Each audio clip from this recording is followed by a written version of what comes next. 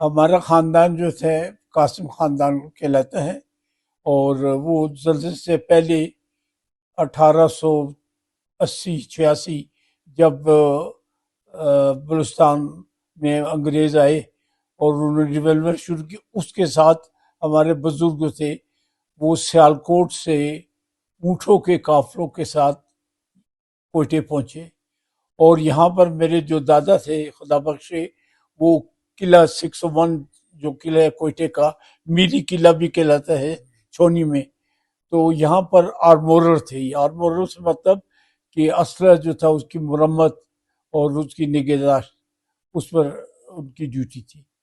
تو پھر آہستہ آہستہ میرے والد صاحب جو ہمارے چچا وہ بھی آ گئے، اور پھر انہوں نے یہاں پر تجارت شروع کی۔ میرے والد صاحب کو اللہ خدا بخش، ان کو ساری چیزیں یادداشت تھی، کیونکہ وہ خود زلزلے کے اندر ہی ان کو بھی کافی تکلیفیں ہوئی۔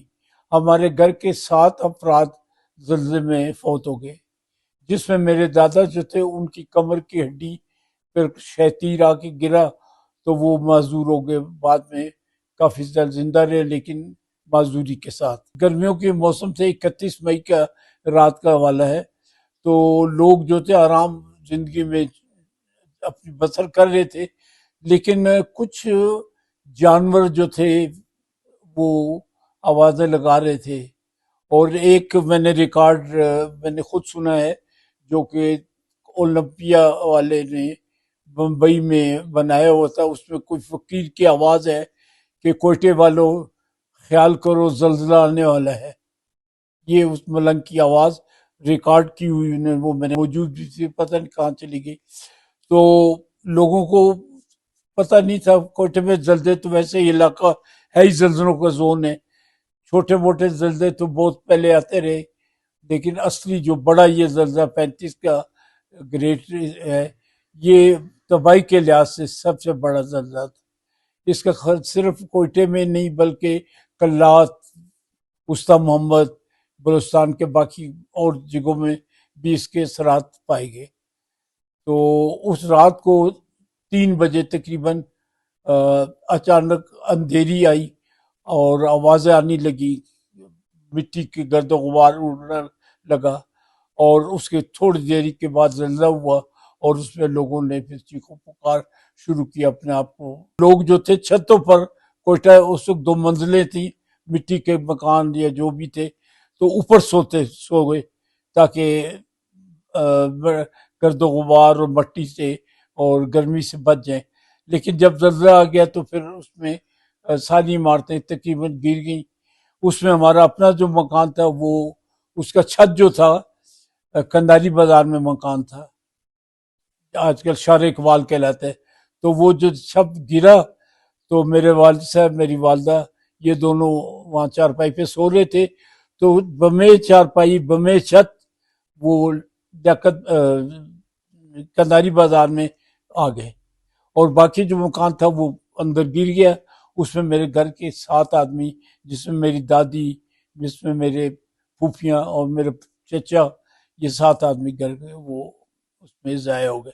تو چھونی میں لارڈ کچنر جو تھے اسٹاف کالج میں، وہ آئے ہوئے تھے، تو انہوں نے دیکھا کہ شہر کی طرف سے دھواں اٹھ رہا ہے، آگ اچھل رہی ہے، تو انہوں نے اپنے سگنل کیا کہ بھائی کیا ہو رہا ہے۔ انہوں نے کہا کہ بھائی ہمیں تو نہیں پتہ، لیکن ایسے معلوم ہوتا ہے کہ کوئی تباہی ہو گئی ہے۔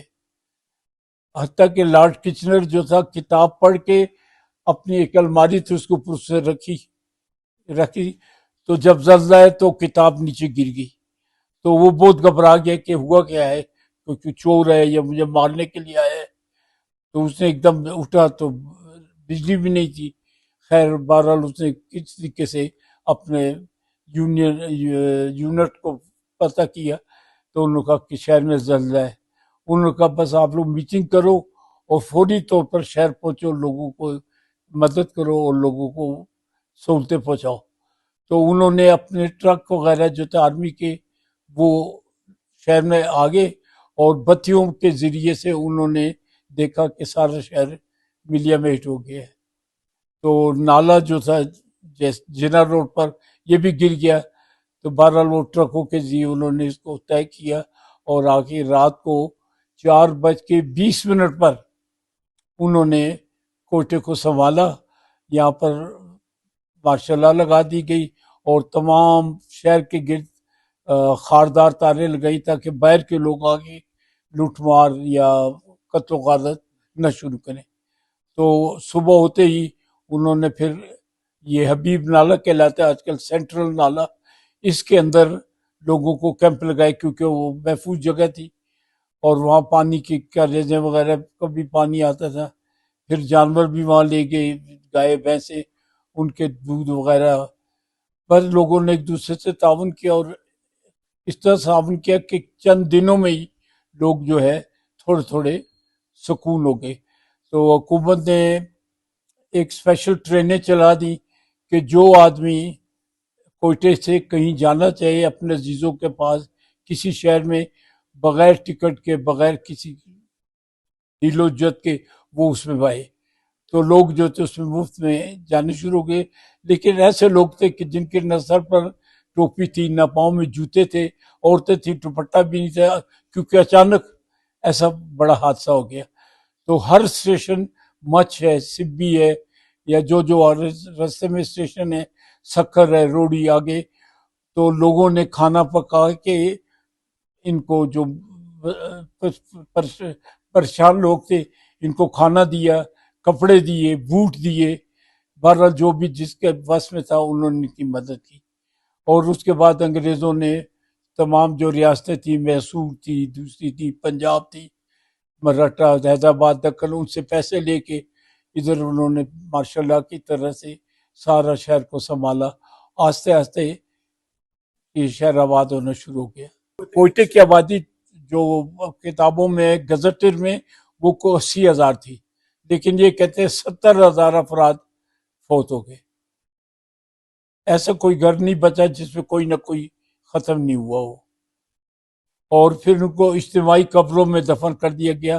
مسلمانوں کو قبرستان کانسی میں دفن کر دیا گیا. ہندو اور سکھ جو تھے ان کو گورنمنٹ کالج جنا روڈ پر جو ہے ڈگری کالج، اس کے میدان میں ہاکی گراؤنڈ ہے، وہاں پر قبریں کھود کے ان کو جلا دیا گیا. تو تباہی جو تھی وہ اس کے اثرات تو بہت عرصے چلتے رہے، لیکن یہ ہے کہ کوئٹہ پھر واپس ایک خاص پلاننگ کے ماتحت آباد ہوا. پہلے تو ایسے ہیپیچرلی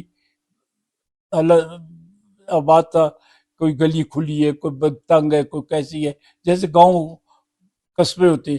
لیکن جب شہر اس کی میونسپلٹی بنا دی گئی، اس کے سارے انتظامات اس طریقے سے ایک ماڈرن سٹی کے طریقے سے سارے معاملات کیے.